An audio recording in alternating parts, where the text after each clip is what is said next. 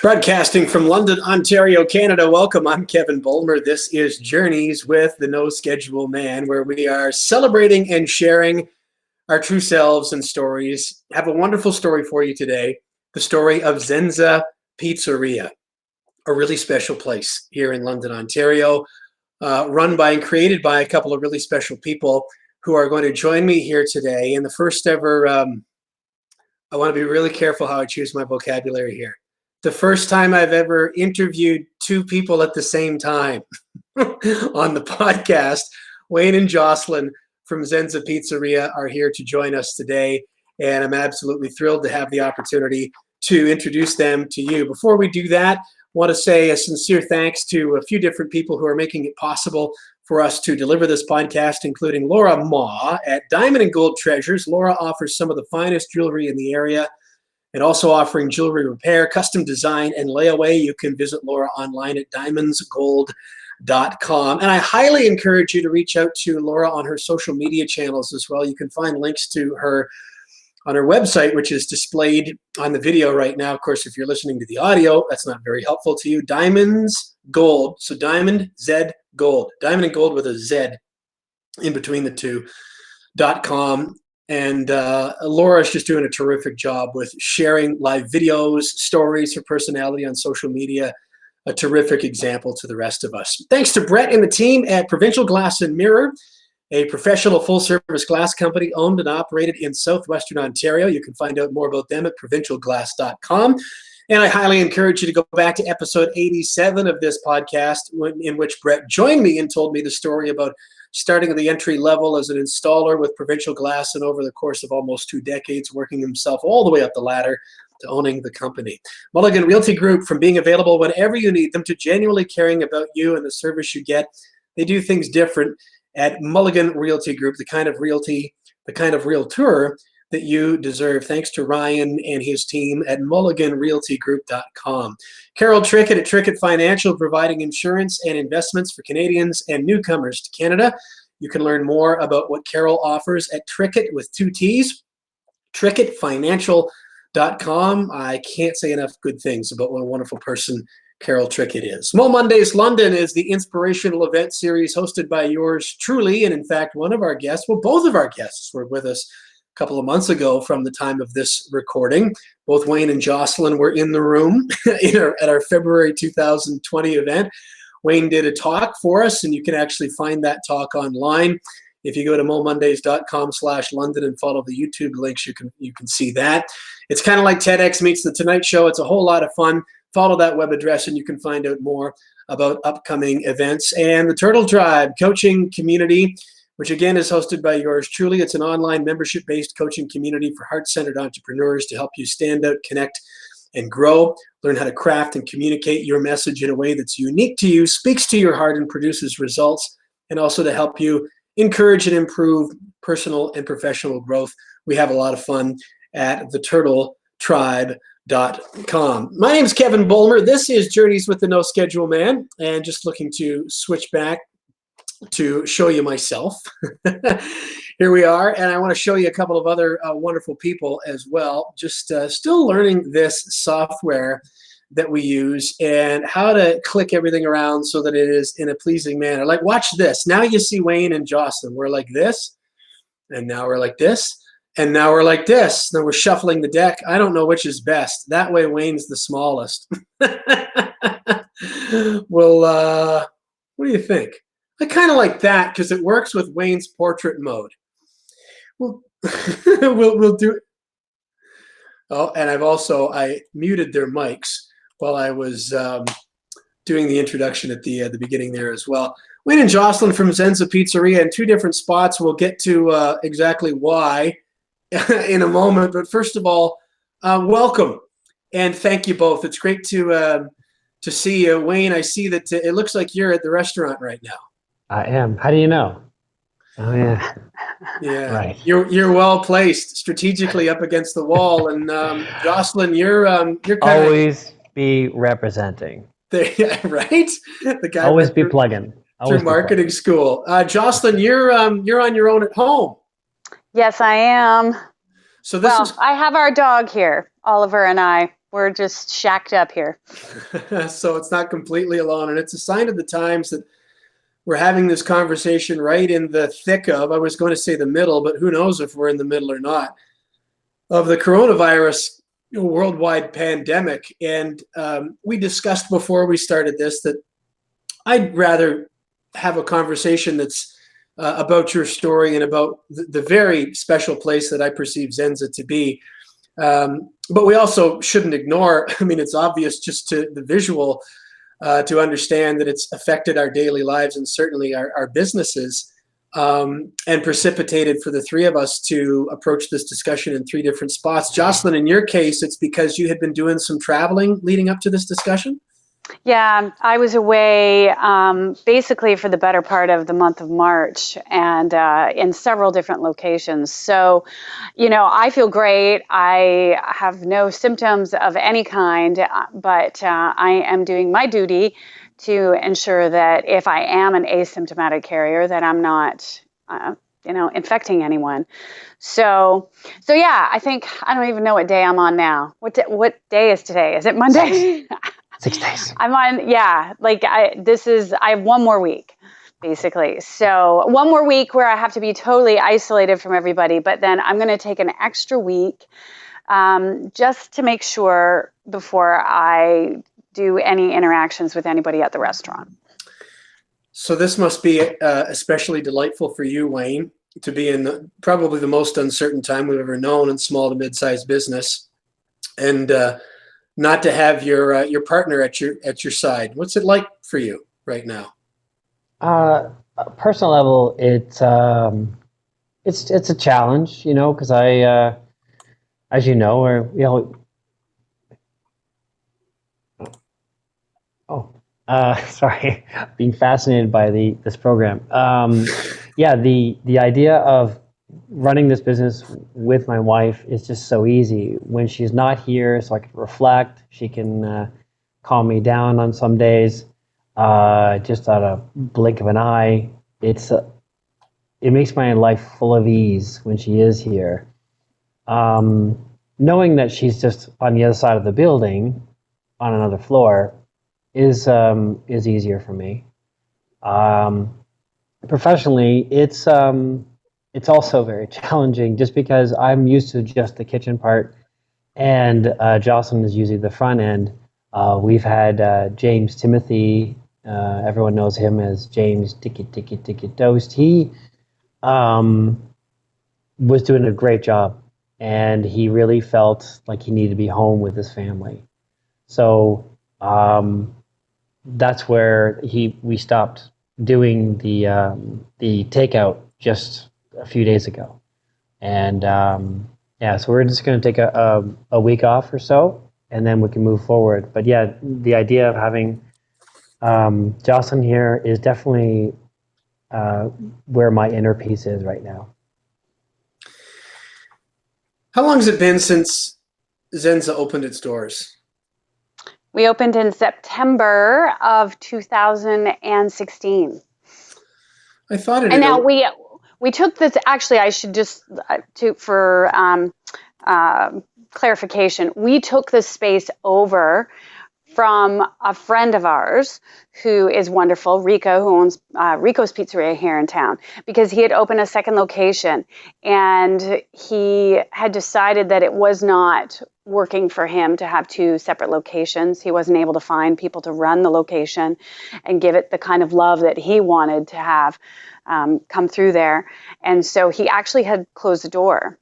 And so when we initially opened up, we opened up as Rico's Pizzeria downtown, and with the same kind of like a smaller version of the menu that we have right now, but it got to be kind of confusing. And the whole idea was that we were going to transfer over the liquor license, transfer over the business license, all that kind of stuff, which took some time. But 9 months after we opened up, we actually became Zen'za Pizzeria. I think it's interesting. There's a lot to the story. We'll cover as much of it as we can. For the two of you to come together as a team, as a partnership, is one thing that I think is remarkable and absolutely worth celebrating. Anybody that's ever been in business, he knows the old phrase about how a partnership is one of the hardest ships to sail. And so to come together in a marriage, and then also to create a business as well.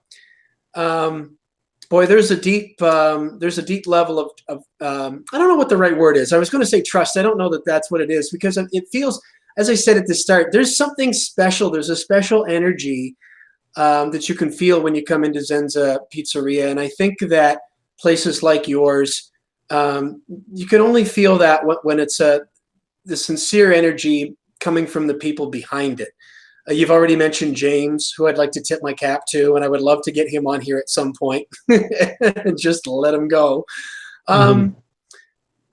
Wayne, at what point in the development of your relationship together did the two of you decide that you were going to approach business together as well?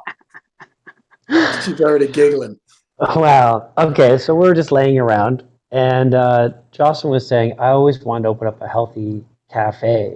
Sorry, And this is like less than 5 months after we met. yeah. Okay. Yeah.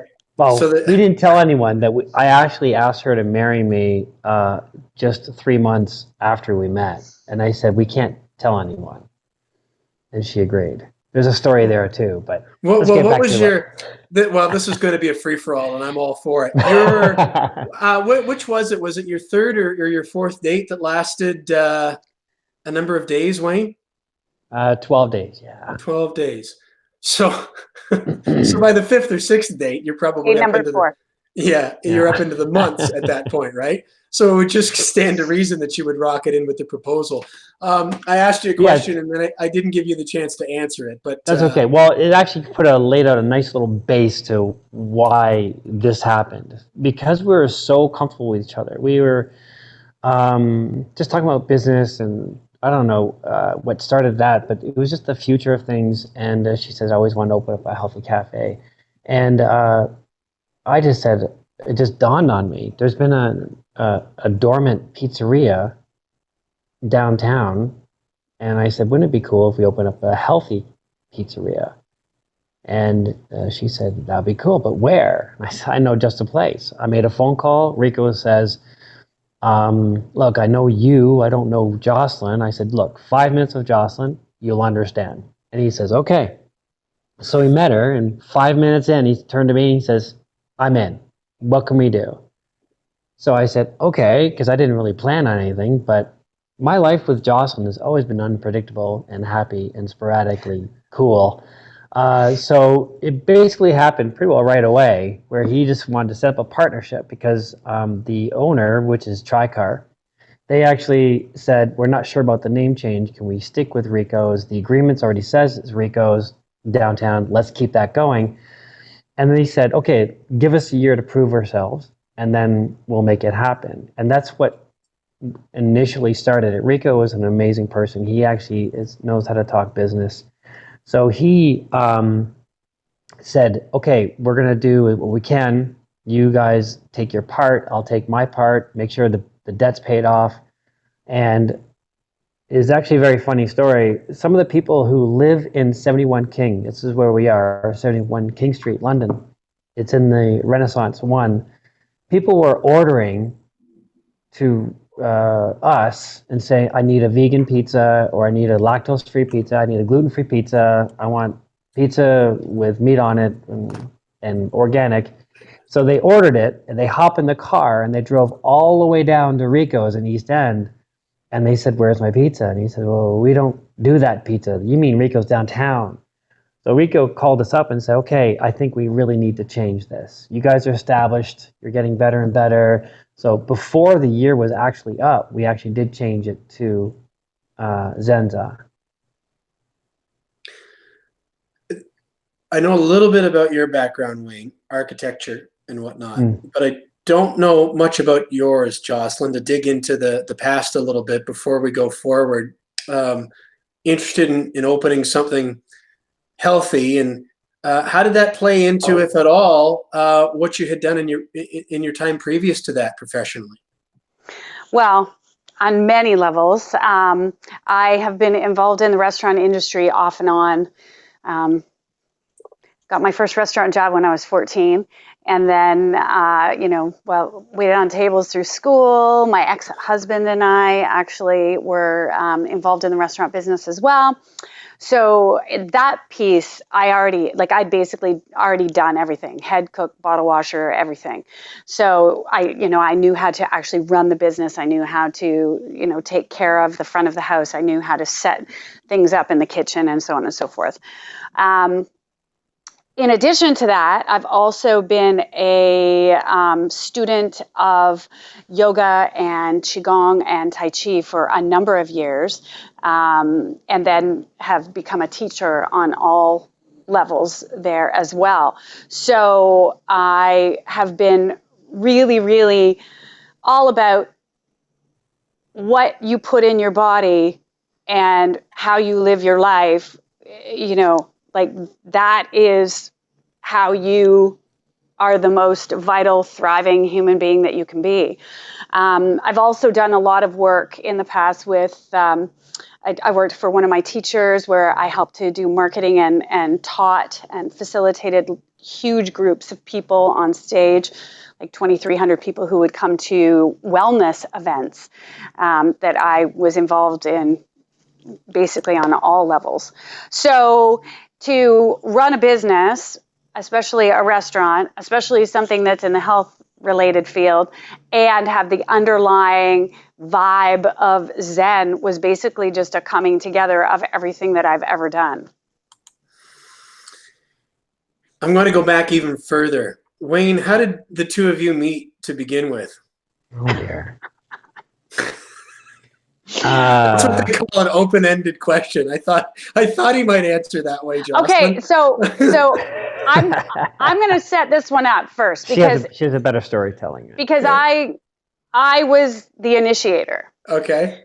So, but then he can, fill in the gaps. So very, very, very long story short, and I know I say that, and then it is a long story, but I promise it won't be. I had given up on dating here in the city of London. Given up. After I left my first marriage, I had a few long distance relationships just because I was doing a lot of traveling. So I wasn't like online or anything. I met people in person in other places. And anyways, and then I wasn't doing as much traveling for work. So I was back here in London. And so, kind of dabbled a little bit in the dating scene. And it was just, no. So I was like, done. I'm done. You know what? As soon as my kids are old enough, then I'm just going to leave London and I'm going to go do whatever the heck I want. And my life is great, About 6 weeks after I had this big epiphany, I was at another restaurant here in town that we love, the Root Cellar, and having lunch with a friend of mine. And I see this man sitting 3 tables away from me. And I saw him and I'm thinking, God, that man looks so familiar. And I said to my friend, does he look familiar to you? And she's like, no. And like, I don't know where I know him from, but he just looks so familiar. I can't place him, whatever. So, and then he got up and he left and I was like, whatever. Then about 2 days later, I think it was, I was, scrolling through my Facebook feed and this photograph pops up and this man is in this picture with other people that I knew. So that's why, people I knew had posted it and then he was tagged. So I was like, may as well just reach out to him and be like, hey, where do I know you from? So I sent him a note and we kind of had a little back and forth. And in that back and forth, I started, I was basically stalking him on his Facebook. Creeping. You can use the term creeping. So creeping. Sorry. I don't know all the terminology, but I was creeping him. And I was like, wow, this guy is like super creative and he seems really cool. And like, I like to write and I'll write like, kind of like deep mindful things. And he did kind of the same thing, but added photographs to it and stuff. Anyways, so I was intrigued.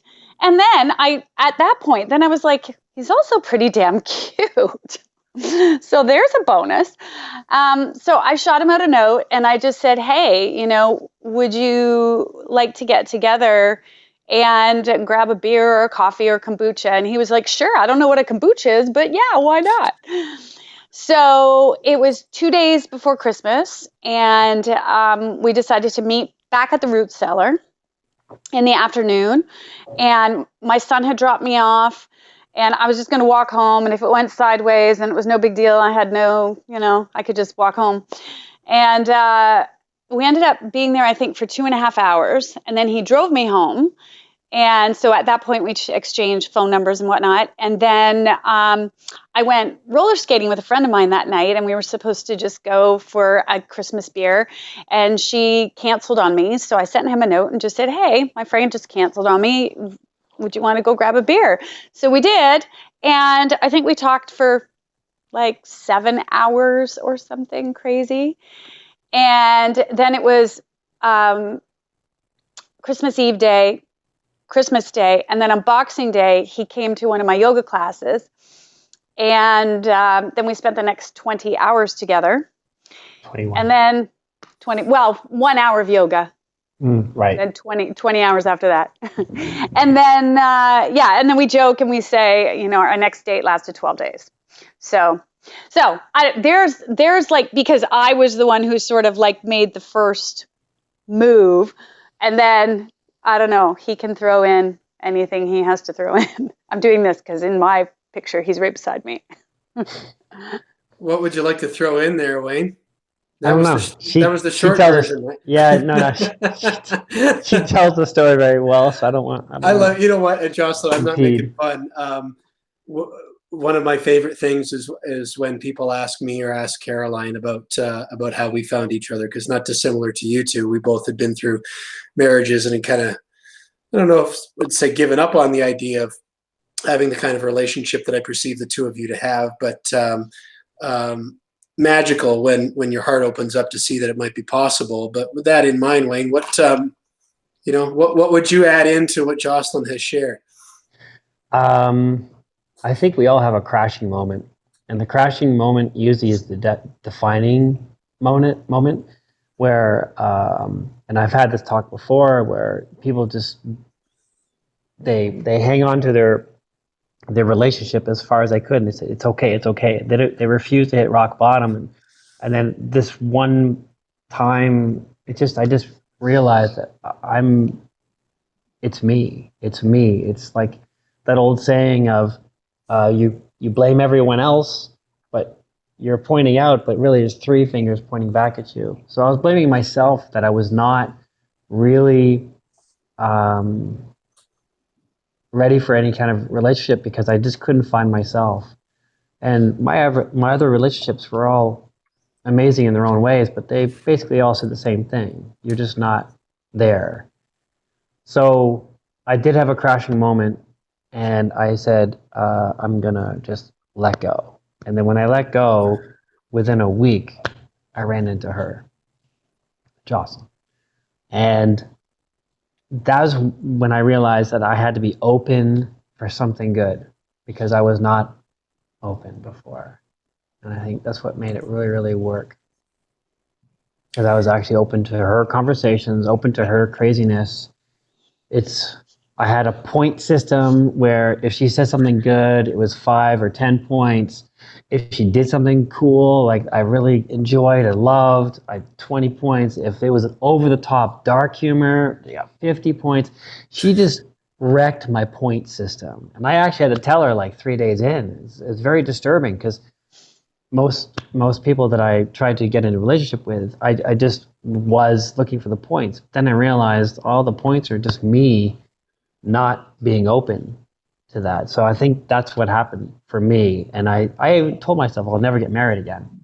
And asked her to marry me after 3 months. My goodness. What did you say when he asked you that, Jocelyn? Well, we woke up one morning and we're lying in bed at his place, because we weren't even living together or anything at the time. And he just said, he just rolled over, he looked at me and he goes, I think 2017 would be a good year to get married. And I was like, did you just propose to me? And he's like, yeah, I think I did. And then he says, we can't tell anybody though, because they're going to think we're crazy. So I was like, all right, we'll keep it on the down low. So we were like engaged for whatever period of time, open up the restaurant, and then we thought we'll probably like get married the following summer.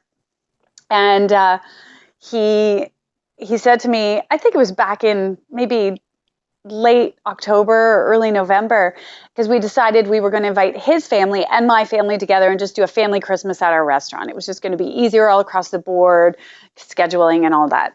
And he said, well, everybody that we would want to be there will be there. Why don't we just throw a surprise wedding at our family Christmas? And at first I was like, oh God, that's so I think it was like 6 weeks away.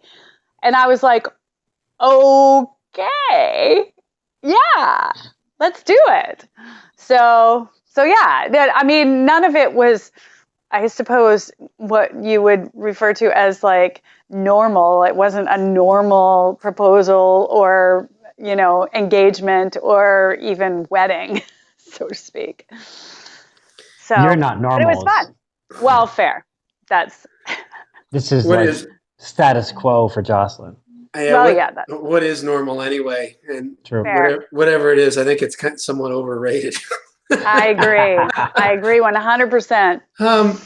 Jocelyn, a few minutes ago, you were describing just being closed off, at least to the dating scene and, to possibility. And Wayne, you used a word after you were talking about letting go, and I was going to jump in and ask you about that. And then you followed up with the exact word that's actually been sort of front and center of my consciousness for the last while, which is the word open. So I'm curious to ask you both, how did you intuitively know to open yourselves to this? And Jocelyn, I'll come to you with this first, because we were just talking about that moment of, granted, 3 months is a long time, but, all of these sort of non-normal, non-traditional, maybe I'm answering my own question, things are happening here, and this guy, rolls over and sort of halfway proposes and then and suggests something that wouldn't be, so, I mean, you've got all these different levels, is I guess what I'm getting at, of the two of you coming into each other's lives to begin with, deciding to pursue it, and then these different waves of proposal, the marriage, how you're going to do the marriage. How did you know, Jocelyn, I'll come to you first, that this was something to stay open to after having been closed for so long? Well, honestly, I'm a pretty straightforward person. For the most part, I'm a pretty straightforward person. So I would say about 2 weeks into our relationship, which, I mean, at that point I was like, I guess this is a relationship. But about 2 weeks in, I said to him, okay, so straight up, and I guess I was at the time, I was 49. So I was like, I'm 49 years old.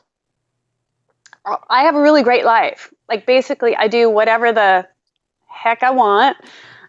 Sorry, I usually have a potty mouth, so I'm pausing to make sure I don't swear. We're on the internet. It's the Wild West. Fucking right. I literally do whatever the fuck I want. Sorry, Wayne. Yeah. Wait, no. Gave her permission. We feel like we're giving her permission. Uh-oh. And my life, I could buy a plane ticket and go wherever I wanted. And, my kids were at an age where they were decently self-sustaining at that point. Shortly thereafter, they both moved out west. So that was a whole different thing. But, I was really at a point in my life where I did not need somebody to enhance my life. I had tried, as I said, some dating and whatnot, and I was like, no, like, I'm sure these are really wonderful men, but this is not enhancing my life. So when I first met Wayne, and it seemed like there was a lot of really cool things that were coming together and whatnot, I was very, very clear just early on, where I just said, listen, I've actually had other men that I've dated who have indicated that they were on board and then they weren't, or, I was told that I was too much or whatever. And I was like, listen, you know what? I'm not here to coerce you into anything. What I say is what I mean. There's no reading between the lines. I'm super straight up. If you want to do this, let's do it. And if you don't. If you just want to be friends with benefits, let's be friends with benefits. If you want to, you know what I mean? Like, I don't want to dive into this if you are not also diving in fully.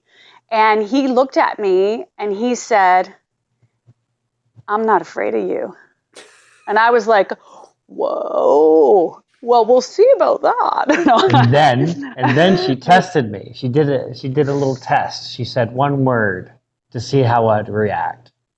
Well, okay. So a part of my realization before I met Wayne, I'd gone to visit my son at university and he was in Sherbrooke, Quebec. So it was a long drive. So I drove all the way there with my little dog, spent some time with my son, was driving home, and got my little dog curled up on my lap. It's nighttime. I've been driving probably 6 hours. Had the music off and everything because I'm like delving inward. I like to do that when I drive. And I was just like, okay, Jocelyn, your life is really great. You can do whatever the fuck you want. You got a great little dog here. I have amazing friends all over the freaking world. Like, what do you really want with all of the amazing things to be grateful for in your life? Like what else? What's next? And this word came to me that almost made me drive off the road. And that word was husband. And I was like, what? I was like, I don't want a husband. And I could immediately feel myself going into this like resistant place with myself. I was like, what? And I was like, okay, wait, slow down. Hold on. Don't drive off the road. Husband. Okay, so what is husband for me?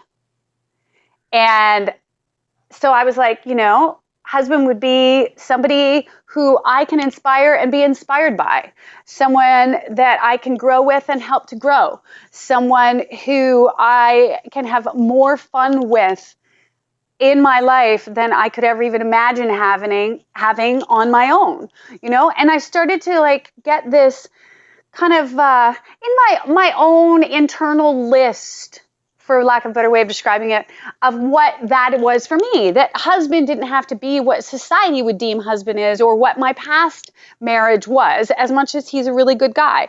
That it could be something that I could invite in from my own self-creation.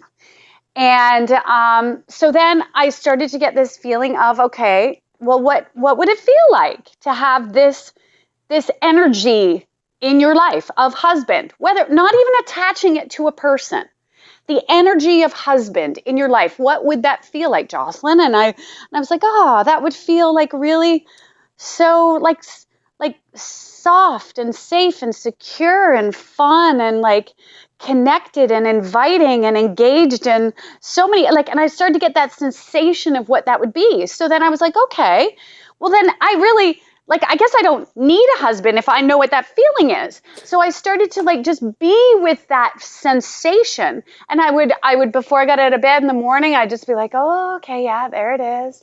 And then before I fell asleep at night, I'd be like, okay, checking in. Yeah. And then I met Wayne and he matched it.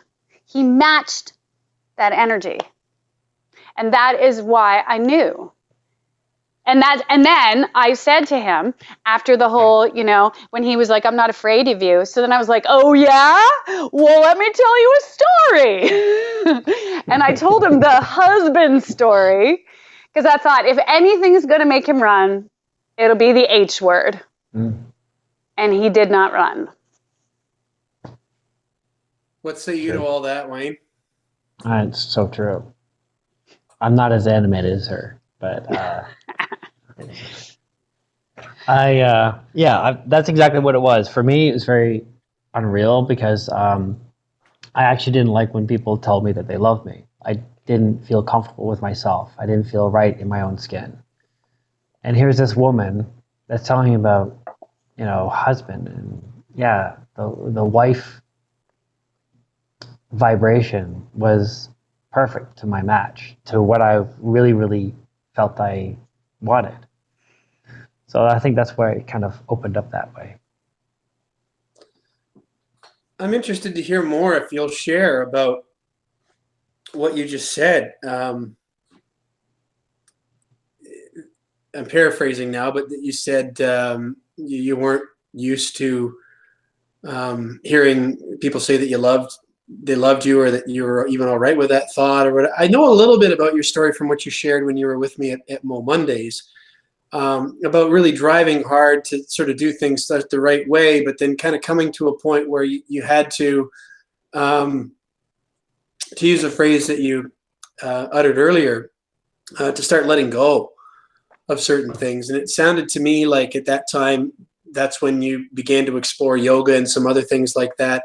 But how do the timelines intersect between that stuff that was going on, and the two of you coming together? Because it sounds as if there's Wayne's journey, you have letting go and self-discovery and self-acceptance, and then the intersection of Wayne and Jocelyn together. And it sounds as if that those two circles overlap a little bit. Is that true? Um, Good way to describe it. I actually felt it was more of a stepping stone, where I was on one stepping stone and I was open to go to the next stepping stone. And it almost felt, as a kid when you're walking along the stepping stones, you kind of lean in forward and you run a little faster, but you're still stepping on the stepping stones. That's how I felt. I felt when I was finally open to being loved. I felt I needed to do something else. So what happened was I had a crashing moment. Um, and then for some reason, everything sort of just fell into my lap. I don't know. I don't want to say it served to me, but I just felt like every step I was in the right spot. And then the next step came forward, and then the next step. And then I was like walking further. And then all of a sudden, Jocelyn came to my life. And then the the first date and second date being on the first day, and just like the points were adding up and adding up, and then the third date and then the fourth date, and it just felt like it was right. So of course on the third month I asked her to marry me, just because it just seemed so wonderfully warming and connective to me. Like it's just a string of goodness, and I thought, why wouldn't I want to have this in my life? I don't, and it's not like I need her for that. I just feel like we're definitely side by side. We're definitely a team for sure. And I love that. See, now I've heard both of you kind of come to a similar place individually, which is that of arriving at the conclusion that you're whole and you're good, and that you don't need. If you take that word need, that can be a really loaded word. The Jocelyn, you had mentioned, I don't need, the husband. I'm good. I travel. I have friends. I have interests. And Wayne, you described your journey of the different stepping stones and getting to a place where you felt whole. Well, then it sounds as if you have two whole things that have since kind of come together to make this incredible third thing that couldn't have been if either of the two of you were lacking in some way, or looking to the other to fill you up. True. My friend who's on his third divorce, and he's like, well, I hope my next wife will be a little bit easier. I was thinking, all these women you're seeing, they're divorcing the same person. What does that mean to you? Like, does that mean you're open to it, or are you just not, or too scared to be alone? And I think when I started living by myself, and it just made sense to me how it just flowed really, really, really well, especially when I was thinking, I have this one thing in my head, and then she actually just says a sentence that just attaches it and makes me realize, oh, that's what I wanted to think. And then, of course, I do these mini steps in my head, and I felt like bouncing my ideas or thoughts, or even listening to Jocelyn speak. I've learned so much about myself, which was so important. And so I would never have to think about divorce number 3, because it's not going to happen, because I've changed so much just in the last, wow, gosh, 3 years, over 3 years. it's just a whirlwind of like differentness, and I'm still like learning. I'm still excited about things. You know, the restaurant is one thing, is one stepping stone to go somewhere that's going to give us a little more solstice, I guess. I feel like there's more coming, and I'm actually happy for it, and I'm open for it.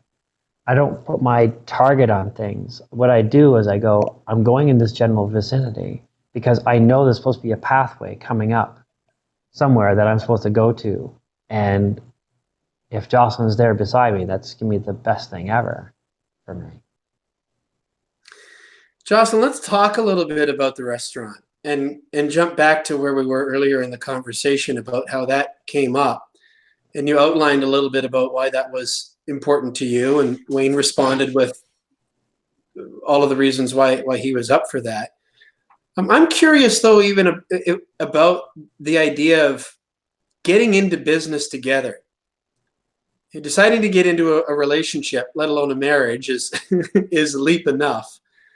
To get into a business, and not just working in the same place, but owning and managing a business is one of the ultimate, I think, accountability plays, where you're really taking responsibility over your own experience and that of the others that you rely upon in order to keep that business open every single day. What was it that made you, Jocelyn, feel like that was a natural next step for the two of you to take on? Well, that's a really good question. Could go in several directions with it. So when Wayne and I met, I was kind of reinventing some things that I was doing from a career perspective. I had worked, as I said, for a number of years for one of my teachers and did a lot of traveling around the U.S. and other places. And so then I started setting up my own trainings and workshops and things like that. And as my kids got older, and my older son went away to university, and I was like, okay, well, what do I want to do? What do I want to do? And once again, the whole, the world is your oyster kind of sensation was there for me. I had gone to Florida to visit a friend of mine, and also to go to a memorial for another friend of mine, a really dear friend of mine who had passed away. And while I was there, one day I went to a pizzeria there that had the most delicious vegan pizza up to that point than I had ever had in my life. And I was like, oh my God, London needs this. London needs this. So when I came back, and that was a few months before I met Wayne, I had been talking to another friend of mine, and we had, just tossed around a little bit about what it could look like to open up a healthy cafe. And there were a few healthy restaurants starting to open here in London, but honestly, I've eaten predominantly plant-based for decades, and very, very healthy, like more healthy than the average, nutritionist might even suggest that you should eat to be healthy. And so sometimes it was hard for me to go out here in town. And I was just like, I would love to have a place that has everything that I love available, and to have it also be vegan, but also non-vegan, so that it would cover all bases for everybody who wants to eat healthy. So with all of that said, as Wayne and I met, I was already in a place of kind of available to possibility, and what could he and I create together?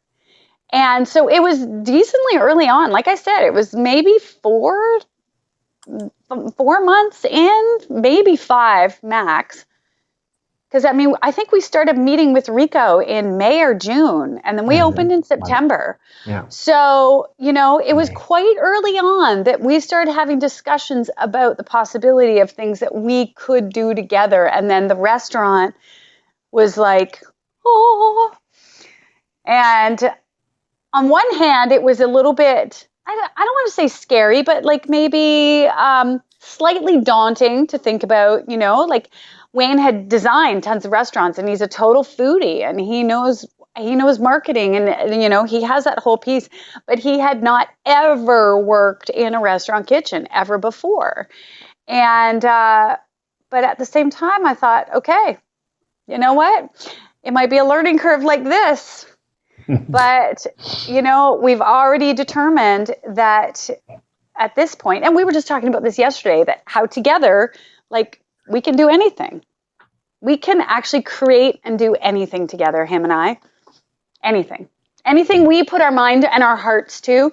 And I mean, because of the people that we are, you know, I'm not talking about like, we'll rule the world, like evil monsters. Like, no, like I feel like Wayne and I together with our hearts and with our minds and our actions and the love that we share for each other and those around us, nothing is impossible. And so that was like very early on, that was fuel for the fire.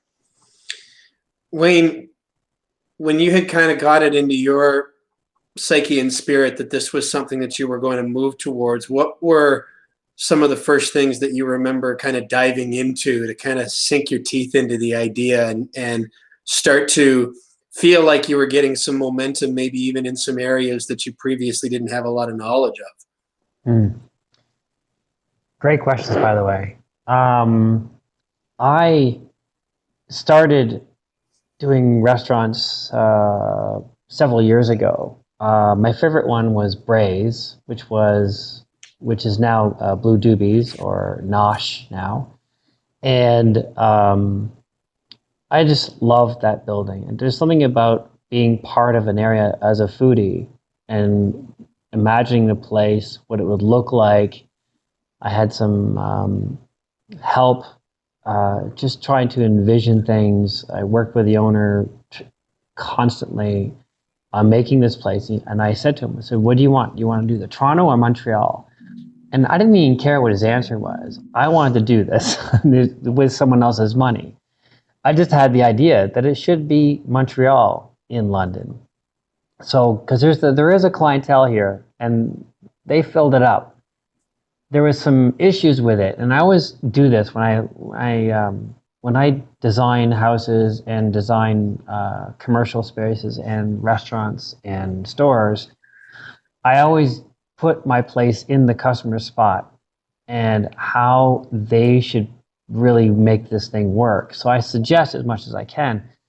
When I came to design this space, which was Rico's, it was Rico's downtown, I really put myself in that spot, which ironically I felt even more comfortable doing for some silly reason. I remember going off to the store and I bought the kick plates for all the doors and I didn't even give Rico the bills. I just felt right putting on those kick plates on those doors. And I don't know why I was doing it so calmly too. But there is something about this place that I really, really loved. It has a good matrix, has this like great vibe about it. I don't know what it was. This room that I'm in right now is 25 feet tall. I don't know if I can capture that. But I put on those sound panels there because there was one issue with the previous tenant, which was a Red Roasters. No one really knew about the space because the windows were very tinted, and when you walk in, it's just a small little area. But I wanted to make it an experience where you walk in, you see the kitchen, you see someone going to greet you there, and then you walk into the dining room. So I had all these little things that are like, I've really wanted this place to really work for Rico. I really did. Everything about it. So when I am at home, I have my 3 things on the screen. I have my designing and drafting 2D plan, and I have my 3D plan. And then beside that, I have how to make pizza videos on loop all the time. So the playlist was like 20,000 videos on how to make pizzas. And some of the videos were 45 minutes long. And there was with a guy with a white jacket and badges all over himself, and with his really thick Italian accent. He just said one thing. It took 3 seconds to say, but I wasted 45 minutes in that whole video. I didn't waste, sorry. I gained. He just said an ingredient, which was actually not even an ingredient. It was actually time. Time's an ingredient for dough. That got me excited. It's just so. When I said I'm going to take over the spot, I have no idea how to make true dough en masse, but I'm going to do this. But I tried, and I'm still doing my designing and drafting because that's what made me money. So I had to keep that part up, but I was still watching the pizza videos. So as Jocelyn says a lot, long story short, I finally realized that I am now comfortable in this spot. I can basically do what I feel is right to do. So walking into the kitchen, very green, and there's some customers that we've had from that day that just sat there and waited patiently 48 minutes for their pizza. And they were so awesome about it because everything was in a disarray in the kitchen.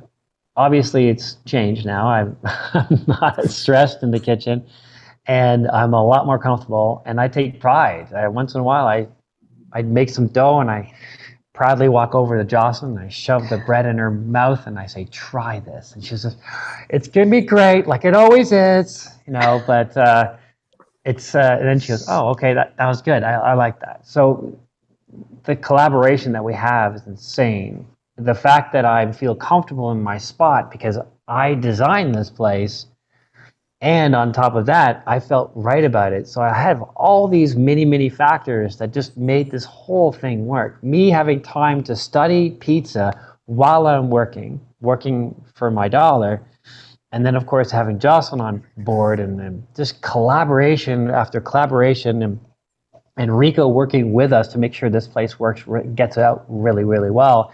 And then me doing like 100% of the social media because I love marketing and I love pizza and I love owning something because that's something I never really had the chance to do. It just came together in this beautiful Picasso painting of craziness, and I love it. I absolutely love it. I help a lot of businesses with marketing and just trying to create an emotional connection and effective communication. And as simple as it sounds, I try to implore them.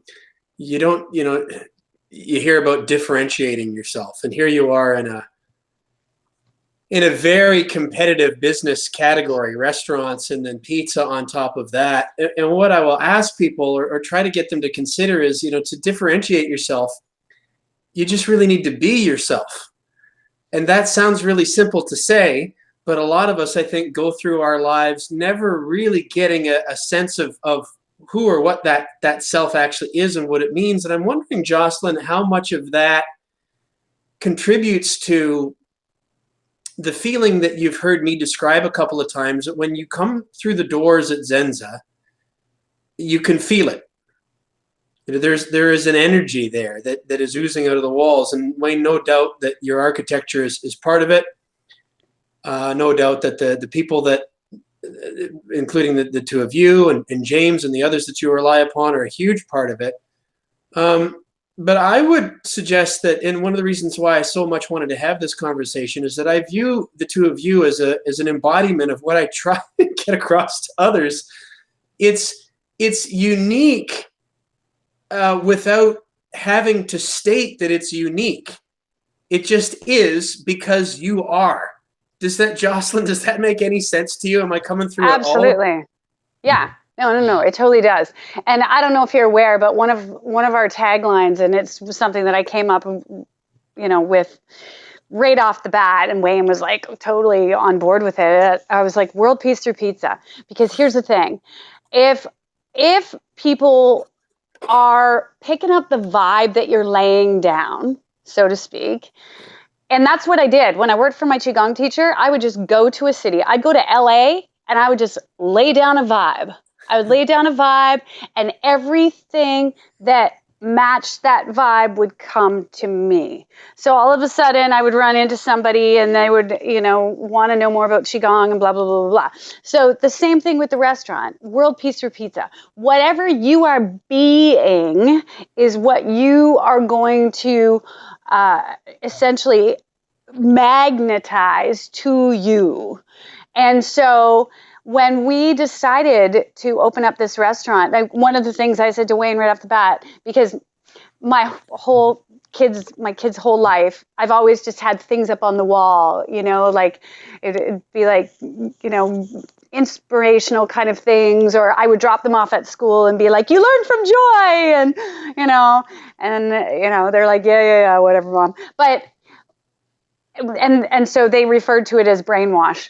And so I was like, I want inspirational sayings all over the walls of this restaurant. Like, I want people to look at something and have it resonate with them, and then get their pizza and have that resonate with them, and have interactions with myself or our staff or Wayne and resonate with that I didn't want it to just be a pizzeria. I couldn't have it be. It wasn't that I didn't want it to be. It couldn't just be a pizzeria. It had to be a reflection of who we were as individuals and who we are as a couple. And so the whole World Peace Through Pizza is really about, the more you are in a mindset and a heart set, your own self being what it is you're choosing to be. So if I go out in the world and I am being peace, then that's the vibe that people are going to pick up.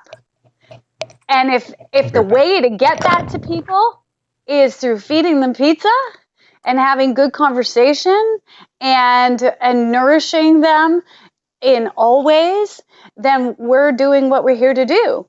And with that, that's why I've said to people, like, I hope every restaurant in town thrives. Because I'm not in competition with anybody. I'm not in competition with other vegan or plant-based or healthy restaurants. I'm not in competition with other pizzerias. I'm not in competition with other takeout.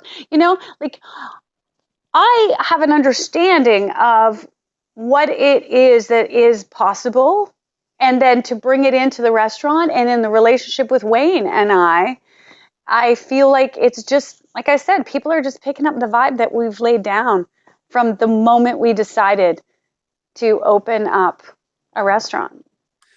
Yeah, if you believe in abundance, there is no such thing as competition, or there isn't any need for it. I'm big on the Wallace Wattles, the science of getting rich idea. You're to create rather than to compete for what has already been created.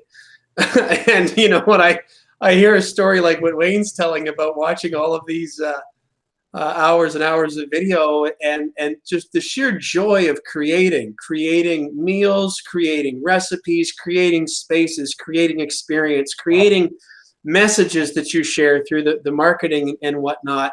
What a wonderful way to live. I was going to say, though, Wayne, on that, one of those first pizzas that took like 48 minutes, how badass would it have been if you'd have just sort of slapped it down and gone, time is an ingredient. Yeah. But that's not the Zen'za way. I'm curious though about when the two of you ran into something that really seemed like a challenge for either one of you. What immediately comes to mind as you were getting the business started, or even after you were up and running? What immediately pops to mind as something that was a challenge that took, at the very least, a deep breath to go, okay, how are we going to get the very first thing that comes to me, for obvious reasons, is my mom got really, really sick. My mom had already been diagnosed with multiple myeloma before Wayne and I had even ever met.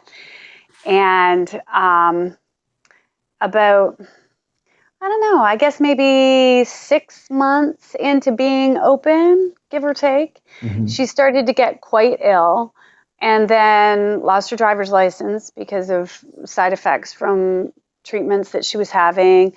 Her eyesight was no longer there.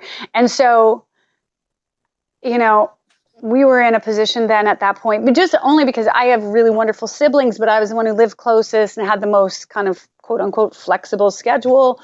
So in between running a restaurant and being in relationship with this wonderful man, I was back and forth to the hospital, taking my mom for treatments and, you know, doctor's appointments and shopping for her and, you know, all the things that you need to do for a parent who is unwell. And, you know, that was really, really hard. And, you know, I mean, there were times where, you know, my mom had one of those pendants and I would just get a phone call that, you know, that they had got a call and it's in the middle of lunch at the restaurant. And Wayne would be like, go, I got it, you go. You know, so I would just run to my car and go. So yeah, that, for me, at least, was the biggest challenge because, you know, family is important. And especially when it's your mom and she's really unwell. So trying to keep a balance between running the restaurant and you know, being in a really wonderful relationship and taking care of her, you know, that was my biggest challenge. And yeah, Wayne was my rock all the way through. And I mean, my mom passed away a year and a half ago, but you know, all the way through, he just has been there for me. And you know, ran that restaurant when I had the flu because I had, you know, run myself too ragged. And, you know, when I was overwhelmed with emotion and yeah, he's it. Yeah, life's going to continue to happen. It's happening right now as we're having this conversation. What if anything, in addition to, and that's a reference to, not to be glib about it, but obviously the challenge that we're having with the pandemic around the world. Maybe we'll come back to that, maybe not before we wrap up the discussion, but along the lines of challenges, what if anything, in addition to that, maybe comes to your mind, Wayne? Personal challenges. There's many times where I was kind of waiting for her to clean up her side of the things of the restaurant. So I was just getting more a little frustrated because I was a little tired. We've been there since, you know, 10 o'clock in the morning and it was like 2 o'clock in the morning and I was waiting for her. And there was a moment where I was like, okay, why are we still here? Like, why aren't we just going? She was on her own clock. But I actually had to step back and say, you know, I don't need to be her protector. I have to let that go because I always felt that I was just being a gentleman, and then it's like, then I'll be the savior or something.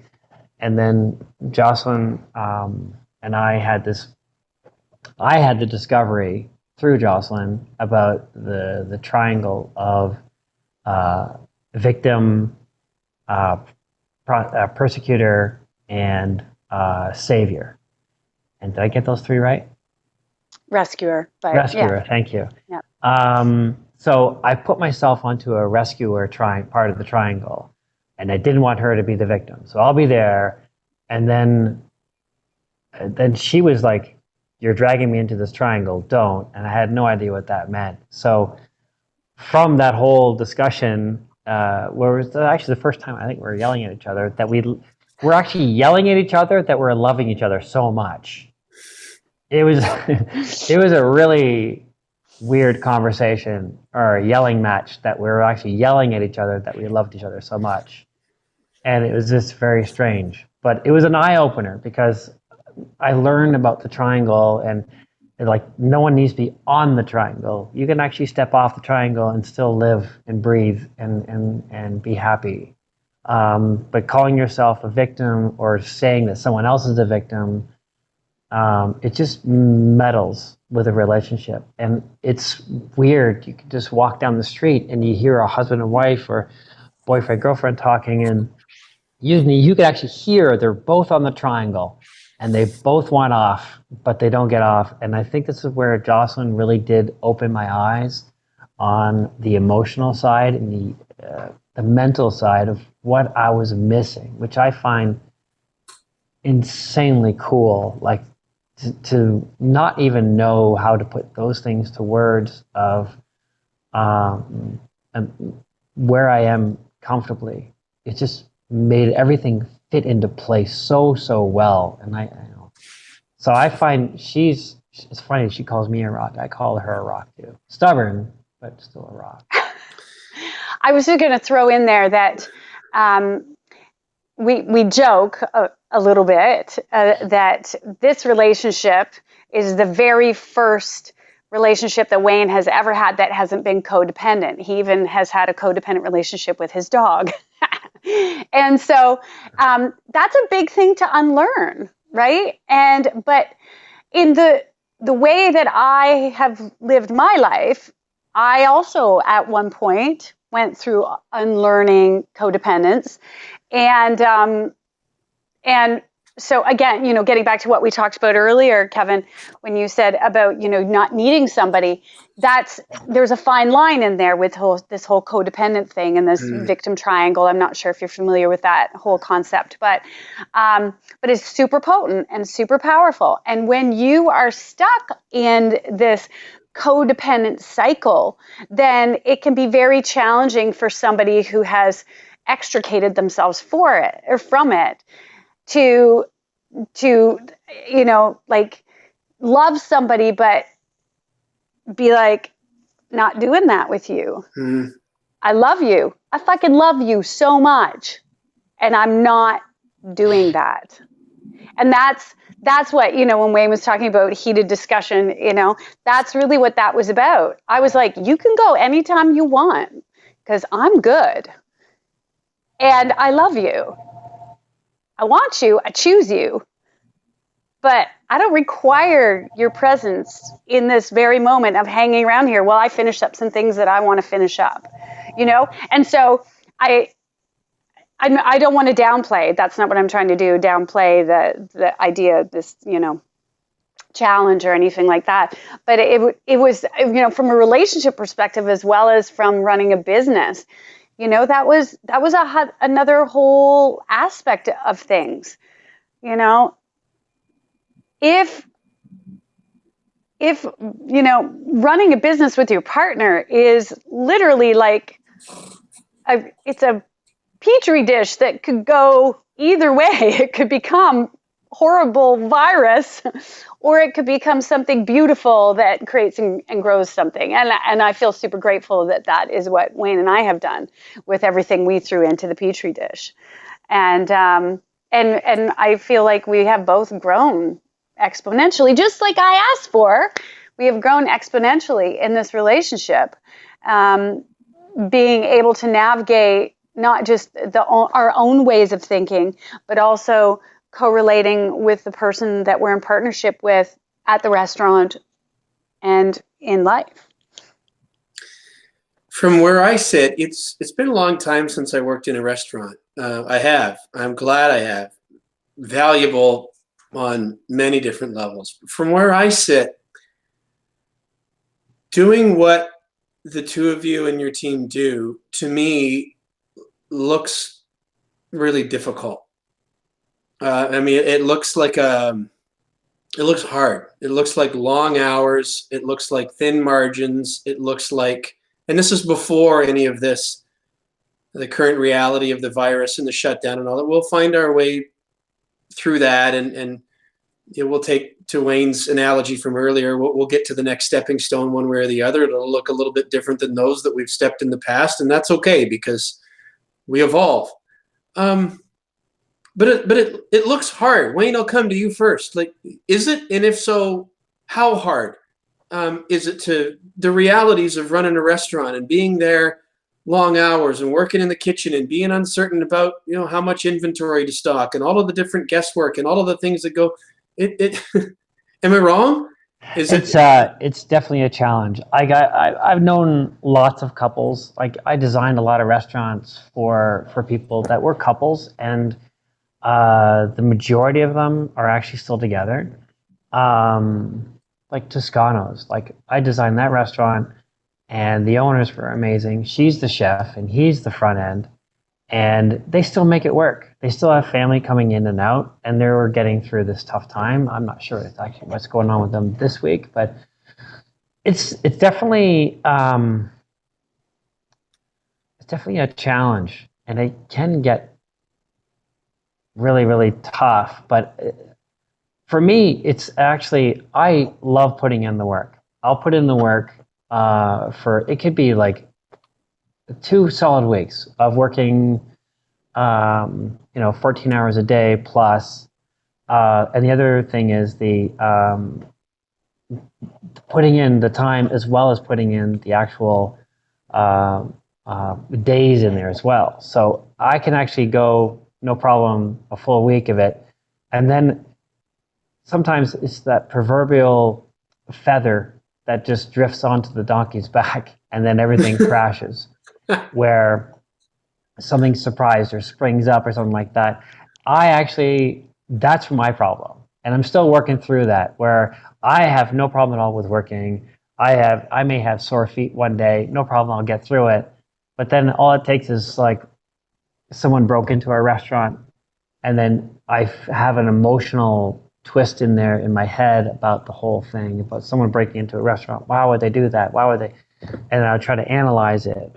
Or I screwed up a pizza. Something so simple, but it's right during the peak busy time where the restaurant is full, and I have to think, okay, how do I not do this again? And Jocelyn's staring at me going, I don't care. Get me a pizza. That's right. So there's a lot of things that I'm still learning on the fly. Like I have no culinary experience except, of course, the minor health training and the dead experience in the kitchen on the fly. Like I haven't even watched a kitchen movie at all. Like I just have no idea. Like I'm a foodie and I know what I want to see, but I do have a little bit of calmness in me when I send out a pizza that I find artistically beautiful.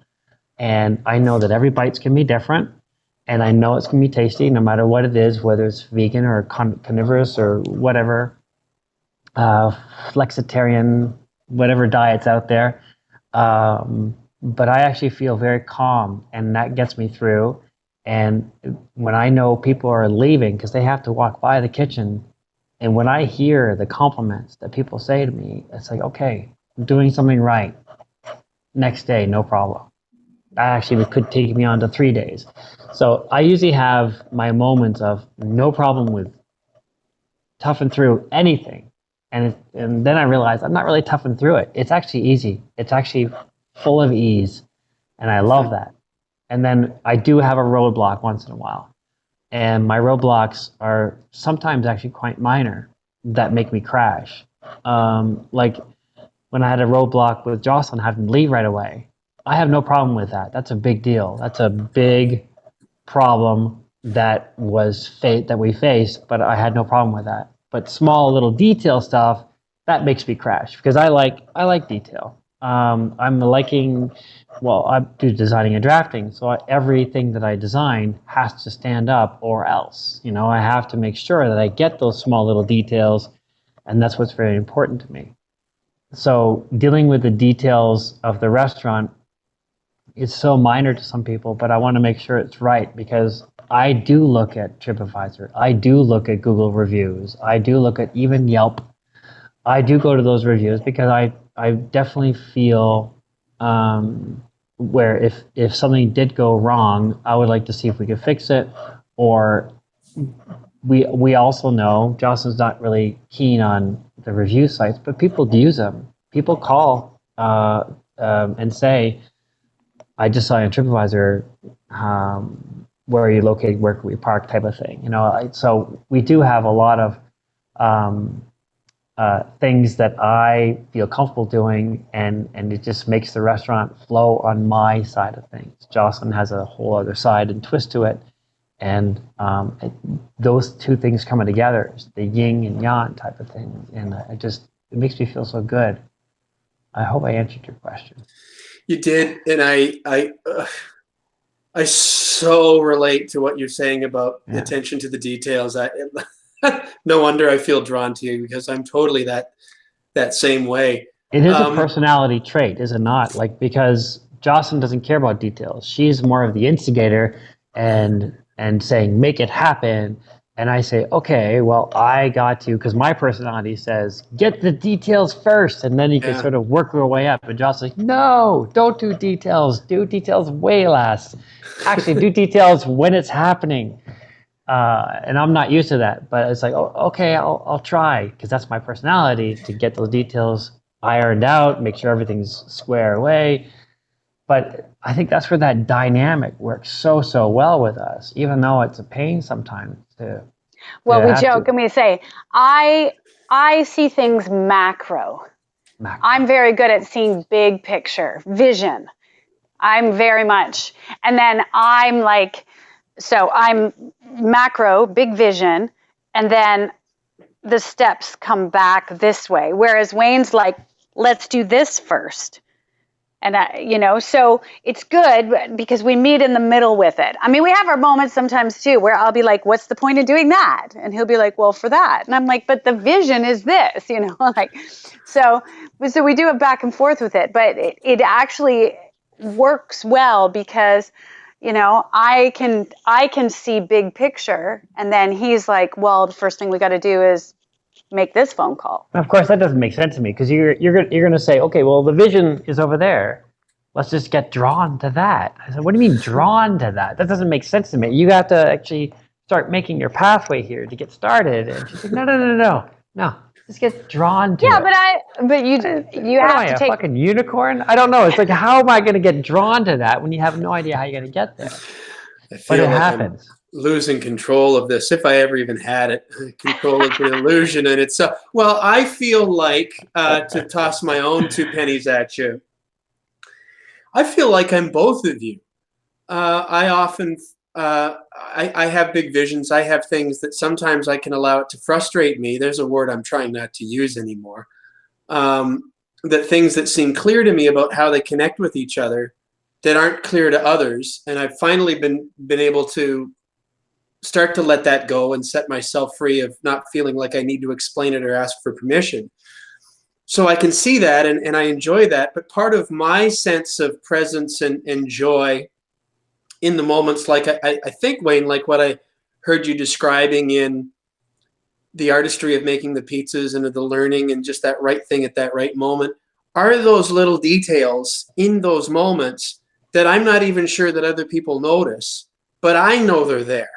And they're important to me, and I get a sense of fulfillment and joy from those. There's a lot of that in what we do at the music club for Mo Mondays London that I don't know whether people would even notice them if they weren't there, and even then, if they would notice them. But I'm finally at the point now where I sort of feel like, well, it doesn't even really matter. I mean, if it helps to move us forward toward that vision, and it helps me be present, and it helps me be grateful, and it helps me be joyful, because I'm sitting here on a Sunday afternoon planning something that might take 30 seconds of time in the overall scheme, but I'm laughing and giggling to myself even at the thought of it. I feel like, well, now we're in the pocket of how living is done, because you're enjoying it even before you put it into play. Nice. Now I've taken over. But do you get even a sort of a similar vibe from that thought, Wayne, and of what you were describing of building the bigger vision, but really enjoying those little artistic and synergistic moments along the way? Absolutely. Designing the logo, designing the menus, designing the little things. And I know how some people think in a marketing sense and how they react to things. There's sometimes where I show Jocelyn and she goes, rein it in. Nope. Not going to happen. And it's true. Like sometimes I just get a little out of my head, and I I want to push some limits, but I have to think as an overall image of the restaurant. Do I have to at least, be a little more careful about what I say or whatever? But all in all, I think you're dead right. I think I actually do feel more comfortable when I know it's not like coming into a room like Mo Mondays and moving a plant and know that all 50, people are going to notice that a plant's been moved, but you know it. So therefore, when you get up on stage or something and you know that plant's not going to be in your way, that's what enforces you to say, okay, I'm doing this right. I think I do the same thing with pizza. Once in a while I look at a pizza right before it goes out and go, that needs a little bit of movement over here or something like that. And then I know that one's going to go out. And of course, there's not maybe it is an ego thing. I do get a massive buzz when I see people take pictures of their pizza, whether sitting on the table or in their box that they just opened up, and they go, "Look at this freaking goodness!" And it's their pizza before they even get a chance to look at it or to taste it. And then I see some of the comments, and it's like, "Oh my God, where's that?" That type of feeling of not having to pay an advertising firm to go and dip into some people's heads when I can really feel it, do it myself. But I've learned that lesson from people who tried that and failed profusely, and it did the opposite effect. So a business owner that goes on the radio and reads his own script and it sounds like a freaking speak and spell robot. And I'm thinking, you just did the absolute opposite of what I want to do. You're actually scaring people to come in and contact you because you need to have that help. But personally, because I love marketing, because I'm a foodie, because I have this artistic in my head, I like to see people appreciate me for that. I don't need it, but it just makes me feel good, though. It does. Along the line of the marketing and the communication, and I appreciate I've kept you both for a long time. Thank you for being so generous. I won't keep you for much longer, but this is a real joy for me to get to talk to both of you and explore this. I think it's really valuable, and I appreciate how you've shared. I'll kick myself if I don't ask you where you found James. And I want to give you some context to why I'm asking is that I was actually, when I took over Mo Mondays here in London, and I took over the Instagram account, which I think Jen Garrett, who you know well, I think had set up. And so it was, Mo Mondays was following Zen'za Pizzeria before I even knew that Zen'za existed. And I saw it, Zen'za, I mean, because of that. That was my first exposure to your business. But for the longest time, I thought of James as the Zen'za guy. I didn't realize that either of the two of you existed until Jenna Goodhand, clued me in.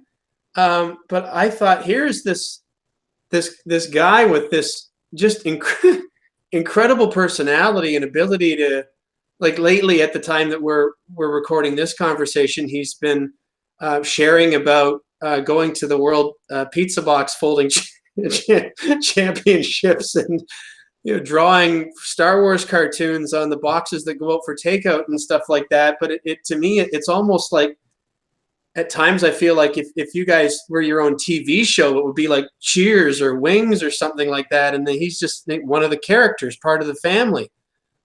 To whichever one of you wants to take this first, how did you guys come across each other? I'll let Jocelyn take that. I worked for a catering company here in town, and one night I went to go bartend at a house Christmas party, and he was the person I was bartending with. So he had moved here, I think about a year before that, maybe a year and a half before that, and he got married to a Canadian woman that he met when he was in Australia, and so he had just gotten his okay to work. So he was working for this catering company. And so he and I were behind the bar at this house Christmas party. And it was just like boom, boom, boom, boom. Like just so much fun and our banter and like, you know, he was like, "You're my right hand woman," you know, like, and so then we worked, you know, throughout the next, I guess it was probably another like maybe 2 years at that point that we worked together with the catering. And in the midst of all of that, I met Wayne, and then, you know, he met Wayne, and then he took paternity leave when after his daughter was born and his wife had to go back to work as a teacher. He left where he had been working at the catering company and wasn't sure what he wanted to do from there. And we had a conversation with him. I can't even remember what spurred the conversation, honestly. I wasn't sure. I had just been still in communication with him. And, you know, I was just like, well, hey, like if you ever decide that you want to come back and do something, you know, we could talk. And that's when we decided to do this morning cafe kind of thing, because he is a barista by trade as well as a bartender from England. And so, you know, we decided we were going to do this morning kind of cafe thing. And then that led into lunch. And then the morning cafe was not really generating very much in the way of income in order to support itself. So then he just became our day person, who, not just, but, you know, the person who was working during the day for us and also available for some evenings. And just, it kind of evolved from there. So we're really great about, you know, letting our staff, if you have something interesting and, you know, in alignment with what we're doing that you want to bring into play for marketing the restaurant or supporting and promoting the restaurant, then have at it for sure. And so he started doing these videos, and then it kind of just busted out from there. So yeah, he's a riot. He's a great dad. He's so much fun, a dear, dear friend. And we're really grateful to have him. Have you seen any of his videos? Have I? Like, yeah. Well, that's why I'm bringing it up. I hope I don't come across as if I'm speaking to the exclusion of anybody else on the team. I'm not at all. Good. What it is more is a recognition of the contribution that we have to make as individuals, back to the point about allowing ourselves to be ourselves. And that's kind of our point of differentiation. We already have it if we're just willing to share it. And I think about, I remember there was one video back around the turn of the new year here in 2020 where we'd had a snow, and James was, you know, along the lines of marketing here. You know, where's the, hi, I'm such and such. I'm the general manager of XYZ Chrysler, and we want to, you know, I'm like, come on, please. Whereas for Zen'za, I'll see if they'll open up Instagram, and it makes me laugh. This is James Timothy coming in from the ice planet of Hoth. And like, and he's doing a video, and he's walking through the snow. And he's going Echo 1 to Echo Base, and he's on his way to the bus so that he can get into the pizzeria, and it's building an emotional connection with me. I'm rooting for him. I like it, and I form an emotional connection with Zen'za because of that. There's a personality to that, and it's even more interesting to me to observe that now that I know that. Unless I miss my guess, that's got to be the kind of thing of where, like, the point that you just shared, Jocelyn, that it would be, oh, okay, well, if you've got something that you think you'd like to share on behalf, here's the login information, and here's go nuts, and then back to the phrase that you've mentioned a number of times: let go, see what happens. I mean, if we cross over the lines, then we'll have to correct it, but. I think that's really, I see so many businesses, and forgive me for taking over here, but that just are squeezing for control. That you know, that there have to be policies and procedures for everything. There has to be a rule for every way that we communicate. And I guess maybe I could make an argument for that. But in this world of small to mid-sized business, when we're trying to make an emotional connection with the people that we feel that we're uniquely equipped to serve, I feel that we have to allow ourselves to be ourselves. And I feel like you and the team at Zen'za are masters at that. And I don't even know if it's anything that you necessarily have to force yourself to try to do as much as, Wayne, do you just allow that to happen? Well, we all have our own personalities. Jocelyn has some insanely good ideas, but she's not an implement. She's that person. There's the goal. There it is. Let's just get there. Yeah. Some of the things she comes up with is insane. I don't agree with that, but anyways, That forward, onward. Okay, well, she's being modest. And then James, his personality is so fun on a normal day. The stuff he says is like, why aren't we recording this? Like some of the stuff he does, like we have friends that come in too that appreciate James tremendously. And then when he was doing his avocado videos, our friend came up or coined the term avocado swirl ratio or unit. That means the number of times you can actually swirl an avocado after spinning it to look like a rose.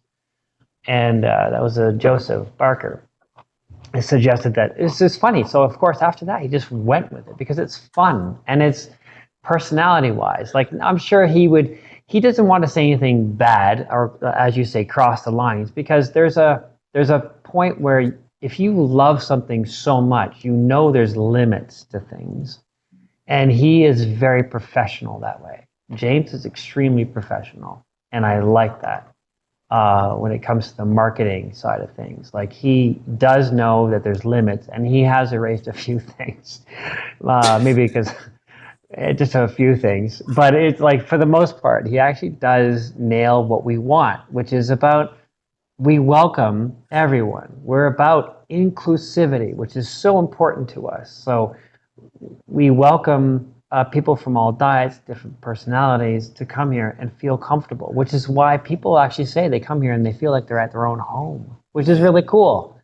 And that actually is not forced. It's actually quite organic because it's who we are as people, which is the reason why we embrace James. And we've had other people come and go as well. To move on with their own lives, Coral and Joe, they had James 2 or James C is what we call them now, and everyone has their own things that come in. Seth, everyone has their own personalities that we either one have to tone down a little bit or we enhance, and so it just seems to work really well. And the funny thing is, everyone that works here does learn something about themselves. That's not just me included. I think people who work here, they have this great feeling to be here and then finally be open to learn something about themselves, which is what we really are here. There's a reason what we're doing here besides feeding good, healthy food to people. But people actually do learn things from being here, and I love that. I love hearing about those kind of stories. And watching James flourish is insane. Like people are wanting him more, and he's like, no one watches me, and it's like, yeah, there's like 4,000 views on that, so yeah, people like seeing it. I'm exaggerating. I think the most he's had is 2,000, which is still a lot actually. And then of course he's like asked to go on other podcasts at Infotech and he's just having a lot of fun coming in and doing his thing, and I like that, and that's why I let him do what he does. Jocelyn, please go ahead. I was just going to say, if I could speak to what your original question was or statement was about, when you create an environment where you allow people to be themselves authentically, then people have the capacity to thrive. When you create an environment where you micromanage people and make it so that they have to adhere to every strict procedure and policy, then you actually can lose out on some of the things that they have the capacity to bring to your business or to your relationship. And so, like my kids actually both said to me at one point, they were like, Mom, you literally never told us what to do. You asked us things. You told us consequences to things, but you didn't ever tell us what to do. And I said, that's because that, I mean, obviously don't touch the hot stove and things like that. But like, I knew their capacity to grow into the fullness of themselves as human beings. And they have, and they're thriving, grown adult humans now. And so that is the same thing that we try to instill in the restaurant, that, you know, what you have to bring is excellent. We have some guidelines that we have to follow from, you know, Canada Revenue and the Middlesex Health Unit and things like that. Of course, there's certain things that we have to follow, protocols and guidelines of the Labor Ministry and so on and so forth. And with that said, you know, if you are working in an environment where you feel you can be the best version of yourself, then everybody wins. And that's really what, does it work 100% of the time? No. We've had people tell us we're too nice, and we have gotten taken advantage of and, you know, screwed over and whatever else. But I would rather continue to be somebody who invites in the greatness of people rather than squash them before I even know who they are. For whatever it's worth, I'm a big admirer. I'm a fan. I said at the outset that I feel it's a special place run by special people. I've only just recently come across your paths, Jocelyn. You and I haven't had the opportunity to get to know each other all that well yet, although having a conversation like this is a great start, and it's a real pleasure for me. And I want to thank you both for sharing so openly, and it will help people that find this conversation, I believe. But also for setting the example that you have in our community, both in terms of business and just in being human beings. And I think you're a great example on both fronts. And it's going to be fun to watch things evolve and see what stepping stones come next here, Wayne. Especially, you know, we're recording this conversation in a turbulent time, but there are turbulent times, as you described earlier, Jocelyn, with your mom, that happened a while back, and I guess it's how we respond to those things that defines us. But I really admire you both. I appreciate you both, and thank you for all of it and for all of this time. I think this is probably the longest podcast that we've ever done, and I would be happy to keep talking to you. But sooner or later, somebody's going to need a tea or a washroom break, and I should at the very least offer you that. But thank you so much for this time. It really is a pleasure. Thank you very much, Kevin. Our pleasure. That is Wayne and Jocelyn from Zen'za Pizzeria. This is episode number 101 of Journeys with the No Schedule Man. You will be able to find it on demand at noscheduleman.com. Just click on the podcast page. You'll be able to have access to both the video and the audio of this and all 100 additional episodes. And there are some great stories in there, although I can tell you that this one with Wayne and Jocelyn is unique amongst them. And so once the time comes where we are past this coronavirus stuff that's in our midst as we record this conversation, hopefully if you find this at some point in the future, you'll be able to go right down to King Street in London and enjoy a visit to Zen'za Pizzeria, and I would very much look forward to seeing you there. Thank you to Diamond and Gold Treasures, Trickett Financial, Mo Mondays London, Provincial Glass and Mirror, Mulligan Realty Group, and the TurtleTribe.com for making it possible for us to do this podcast. On behalf of Wayne and Jocelyn, I'm Kevin Bulmer saying thanks so much for joining us. We'll see you next time.